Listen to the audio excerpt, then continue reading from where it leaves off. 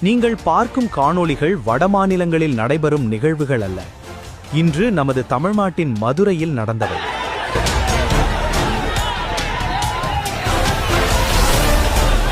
பாரத் மாதா கி J கோஷத்தோடு படையெடுக்கும் RSS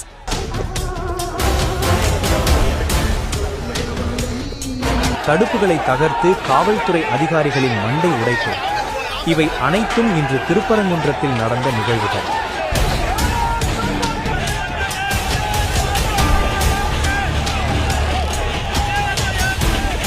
பல்வேறு கட்சித் தலைவர்கள் இதற்கு எதிராக கண்டனத்தை பதிவு செய்து வருகின்றனர். நாமும் நமது பொறுப்பை உணர்ந்து சமூக ஒற்றுமையை பேணுவோம்.